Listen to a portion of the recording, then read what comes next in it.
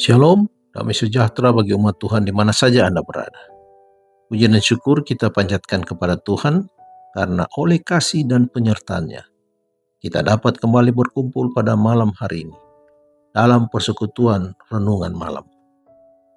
Setelah menjalani berbagai aktivitas dan pergumulan sepanjang hari ini, saat kita datang untuk menenangkan hati, memusatkan pikiran kepada Tuhan, serta mendengarkan firman-Nya yang memberi kekuatan dan pengharapan. Biarlah melalui renungan malam ini, kita bisa dihiburkan, iman kita diteguhkan, dan hidup kita semakin dekat dengan Tuhan. Mari berdoa. Bapa yang di surga, pada malam hari ini kami datang menghadap hadirat-Mu dengan penuh ucapan syukur. Terima kasih untuk kasih setia dan penyertaan-Mu sepanjang hari ini. Engkau yang memimpin langkah kami, memberi kekuatan, kesehatan, dan pertolongan dalam setiap aktivitas kehidupan kami. Tuhan, saat kami memulai membaca dan merenungkan firman-Mu, kami memohon agar Engkau hadir di tengah-tengah kami. Kuduskan hati dan pikiran kami, supaya kami layak menerima firman-Mu. Jauhkan kami dari segala kekhawatiran dan gangguan, sehingga kami dapat berfokus kepada-Mu. Di dalam nama Tuhan Yesus Kristus kami sudah berdoa. Amin. Judul renungan malam ini, berdoa seperti Yakub. Ayat renungan diambil dari kitab Kejadian pasal 32 ayat 26. Firman Tuhan berkata, "Aku tidak akan membiarkan engkau pergi jika engkau tidak memberkati aku." Masa kesusahan dan siksaan di hadapan kita memerlukan suatu iman yang dapat menanggung keletihan, penundaan, dan kelaparan. Iman yang tidak akan pudar walaupun dicobai dengan begitu berat.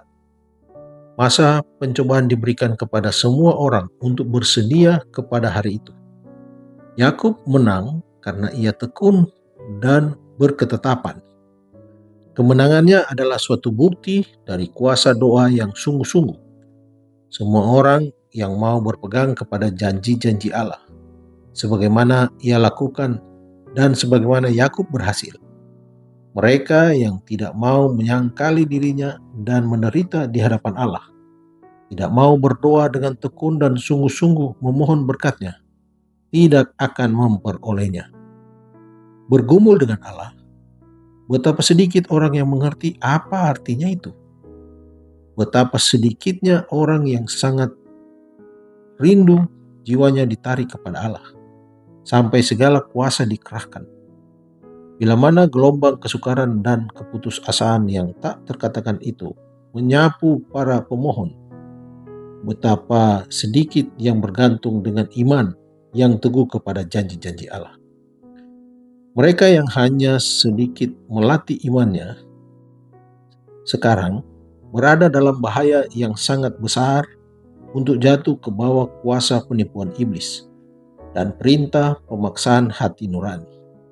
Dan walaupun mereka tahan terhadap ujian itu, mereka akan terjerumus ke dalam kesusahan dan penderitaan yang lebih dalam pada waktu kesesakan itu. Sebab mereka tidak membiasakan diri percaya kepada Allah. Pelajaran-pelajaran iman yang telah mereka lalaikan, terpaksa mereka harus pelajari di bawah tekanan keputusasaan yang hebat.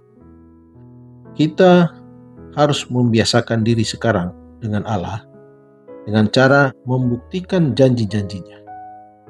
Malaikat-malaikat mencatat setiap doa yang tekun dan sungguh-sungguh. Lebih baik kita menyingkirkan kesenangan diri kita sendiri daripada melalaikan persekutuan dengan Allah. Kemiskinan yang paling dalam, penyangkalan diri yang paling besar dengan persetujuannya adalah lebih baik daripada kekayaan, kehormatan, kesenangan, dan persahabatan tanpa persetujuannya. Kita harus mengambil waktu untuk berdoa.